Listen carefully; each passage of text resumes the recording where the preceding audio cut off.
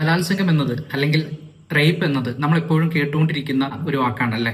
പക്ഷേ കൃത്യമായിട്ടും എന്താണ് ഈ ബലാത്സംഗം എന്നത് അല്ലെങ്കിൽ എന്താണ് റേപ്പ് കൊണ്ട് ഉദ്ദേശിക്കുന്നത് എന്നുള്ള ഒരു ഐഡിയ നമ്മുടെ നാട്ടിലുള്ള പലർക്കും ഇല്ല. അപ്പൊ നമ്മൾ ഇന്ന് ചർച്ച ചെയ്യാൻ പോകുന്നത്, സംസാരിക്കാൻ പോകുന്നത് ബലാത്സംഗത്തെ കുറിച്ചാണ്. എന്താണ് ബലാത്സംഗം എന്നുള്ളത് നമുക്കൊന്ന് നോക്കാം. ഒരു വ്യക്തിയുടെ സമ്മതമില്ലാതെ അയാളുമായി ലൈംഗിക സമ്പർക്കത്തിൽ ഏർപ്പെടുന്നതിനെയാണ് ബലാത്സംഗം എന്ന് നമുക്ക് വേണമെന്നുണ്ടെങ്കിൽ ഏറ്റവും ലളിതമായ ഭാഷയിൽ പറയാം.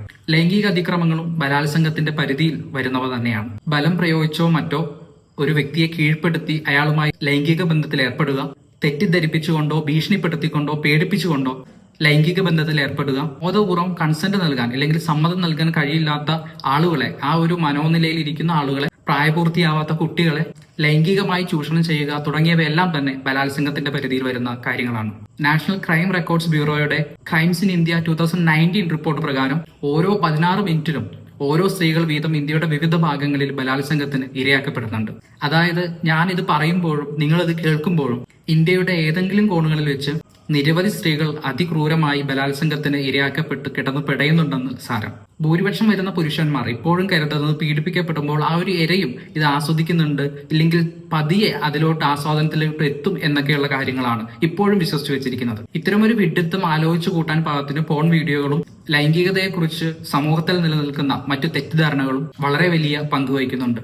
സമ്മതമോ ഇഷ്ടമോ ഇല്ലാതെ ഇത്തരത്തിൽ അരങ്ങേറുന്ന ലൈംഗിക അഭിനിവേശങ്ങൾ അതിന്റെ ഇരകൾക്ക് സമ്മാനിക്കുന്നത് ശാരീരികവും മാനസികവുമായുള്ള നരകതുല്യ വേദനയാണെന്ന് ഇപ്പോഴും നമ്മൾ മനസ്സിലാക്കിയിട്ടില്ലെന്നാണ് സാരം. ഒരു വ്യക്തിയുടെ ശരീരത്തിന് മുകളിൽ മറ്റൊരാൾ അയാളുടെ സമ്മതമോ ഇഷ്ടമോ ഇല്ലാതെ നടത്തുന്ന കേവലം ഒരു കടന്നുകയറ്റം മാത്രമല്ല ബലാത്സംഗം. ബലാത്സംഗത്തിന് ഇരയാക്കപ്പെടുന്നവർക്ക് കേവലം ശാരീരിക ബുദ്ധിമുട്ടുകൾ അല്ലെങ്കിൽ ശാരീരിക അസ്വസ്ഥതകൾ മാത്രമല്ല ഉണ്ടാവുക, മാനസികമായി കൂടി പരിക്കേൽക്കുന്ന ഒന്നാണ് ബലാത്സംഗം. കാരണം ബലാത്സംഗം എന്നുള്ളത് ഒരു വ്യക്തിയുടെ ശരീരത്തിലേക്കുള്ള കടന്നുകയറ്റം എന്നതിലുപരി അത് അയാളുടെ വ്യക്തിത്വത്തിലേക്കും അഭിമാനത്തിലേക്കും കൂടിയുള്ള കടന്നുകയറ്റമാണ്. ബലാത്സംഗം മൂലം ശാരീരികമായി ഉണ്ടാവുന്ന മുറിവുകൾ ഉണങ്ങിയാൽ മാനസികമായി ഉണ്ടാവുന്ന ഇത്തരം മുറിവുകൾ 1000 ഇരട്ടി നീറ്റലോടുകൂടി അവശേഷിക്കുകയാണ് പതിവ്. ഇത്തരം മാനസിക മുറിവുകൾ ഇരകളിൽ ഉണ്ടാക്കുന്ന ആഘാതം വളരെ വലുതാണ്. പലപ്പോഴും അത് മരണതുല്യമായ ഒരു ജീവിതത്തിലേക്കോ മരണത്തിലേക്കോ വരെ അവരെ നയിച്ചേക്കാം.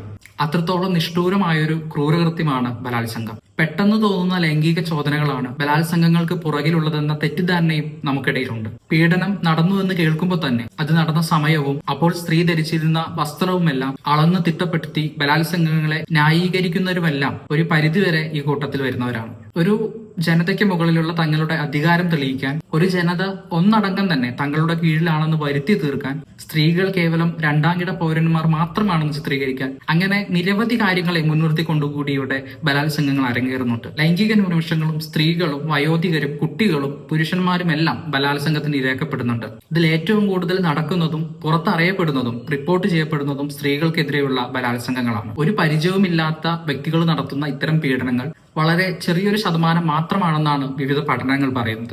പരിചയമുള്ളവരിൽ നിന്നോ കുടുംബാംഗങ്ങളിൽ നിന്നോ സ്വന്തം കുടുംബാംഗങ്ങളിൽ നിന്നോ മറ്റൊക്കെയാണ് കൂടുതലായിട്ടുള്ള ഇത്തരത്തിലുള്ള ലൈംഗിക അതിക്രമങ്ങൾ നടക്കുന്നതെന്ന് വിവിധ പഠനങ്ങൾ പറയുന്നുമുണ്ട്. അതുകൊണ്ട് തന്നെ ഇവയിലധികവും, അതായത് കുടുംബത്തിലുള്ള അംഗങ്ങളാണ് പീഡിപ്പിച്ചതെങ്കിൽ, പരിചയമുള്ള ആ ഒരു ആളാണ് പീഡിപ്പിച്ചതെങ്കിൽ, ഇവയൊക്കെ റിപ്പോർട്ട് ചെയ്യാൻ വിട്ടുപോകുന്ന കാര്യങ്ങളും നമ്മുടെ നാട്ടിൽ നടക്കുന്നുണ്ട്. പുറലോകം അറിയാതെ എവിടെയും റിപ്പോർട്ട് ചെയ്യപ്പെടാതെ അതിഭീകരമായിട്ടുള്ള ബലാത്സംഗങ്ങൾ പുരുഷ ജയിലുകളിൽ നടക്കുന്നുണ്ടെന്ന് ഹ്യൂമൻ റൈറ്റ് വാച്ച് സംഘടന നടത്തിയ പഠനങ്ങളിൽ പറയുന്നുണ്ട്. ഈ പഠനങ്ങളുടെ അടിസ്ഥാനത്തിലാണ് പിന്നീട് അമേരിക്കയിൽ പ്രിസൺ റേപ്പ് എലിമിനേഷൻ ആക്ട് നിലവിൽ വരുന്നത്. ഇന്നും വലിയ രീതിയിൽ ഇന്ത്യ നേരിടുന്ന ഒരു സാമൂഹ്യ വിപത്താണ് ബലാത്സംഗങ്ങൾ. പ്രത്യേകിച്ചും സ്ത്രീകൾക്കും കുട്ടികൾക്കും എതിരെ നടക്കുന്ന ലൈംഗിക അതിക്രമങ്ങൾ. സ്ത്രീകളെല്ലാം പുരുഷന്മാരുടെ കീഴിൽ മാത്രം വരേണ്ട, ഇല്ലെങ്കിൽ അങ്ങനെ തന്നെ കിടക്കേണ്ട ഒരു വിഭാഗമാണ് തെറ്റിദ്ധരിച്ച് വെച്ചിരിക്കുന്ന, അതിനായി അഹോരാത്രം പണിയെടുക്കുന്ന ഒരു ജനതയാണ് നമുക്കിടയിൽ അധികവും ഉള്ളത്.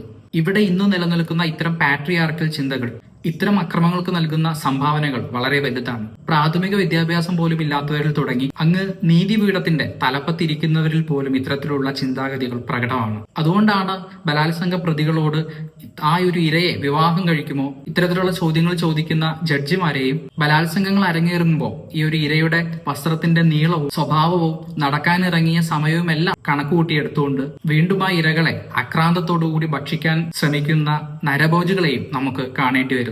പൂർണ്ണ സമ്മതത്തോടും അറിവോടും കൂടി തന്നെ തന്റെ ശരീരം മറ്റുള്ളവരുമായി പങ്കിടാൻ നൽകുന്നവരെ പോലും ആ ഒരു പേരും പറഞ്ഞ് കയറി ചെന്ന് ബലാത്സംഗം ചെയ്യുന്നതിനോ ഇല്ലെങ്കിൽ പീഡിപ്പിക്കുന്നതിനോ ഉള്ള അവകാശം ആർക്കുമില്ലെന്ന് നമ്മൾ മനസ്സിലാക്കേണ്ടതുണ്ട്.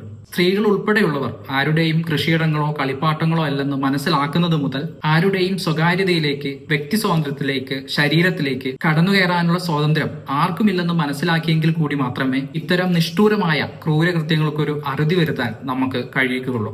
അപ്പോൾ നമ്മൾ ഇത്ര നേരം ചർച്ച ചെയ്തത് എന്താണ് ബലാത്സംഗം എന്നതിനെ കുറിച്ചാണ്. ഒരു ഏകദേശ ഐഡിയ ഇതിനെക്കുറിച്ച്, അല്ലെങ്കിൽ റേപ്പ് അല്ലെങ്കിൽ ബലാത്സംഗം എന്ന കാര്യത്തെക്കുറിച്ച് എല്ലാവർക്കും കിട്ടിയിട്ടുണ്ടാവും എന്ന് മനസ്സിലാക്കുന്നു. എല്ലാവരും തന്നെ ഇത്തരത്തിലുള്ള ബലാത്സംഗം അല്ലെങ്കിൽ ലൈംഗിക അതിക്രമങ്ങൾ തടയുന്നതിന് വേണ്ടിയുള്ള മുൻനിര പോരാളികളായിട്ട് ഈ ഒരു സമൂഹത്തിൽ ഇറങ്ങുമെന്നും പ്രതീക്ഷയുണ്ട് ഈ ഒരു വീഡിയോ ഇവിടെ വൈൻഡപ്പ് ചെയ്യാണ്. മറ്റൊരു വീഡിയോ ആയിട്ട്, മറ്റൊരു ആശയമായിട്ട് നമുക്ക് വീണ്ടും കാണാം. ബൈ.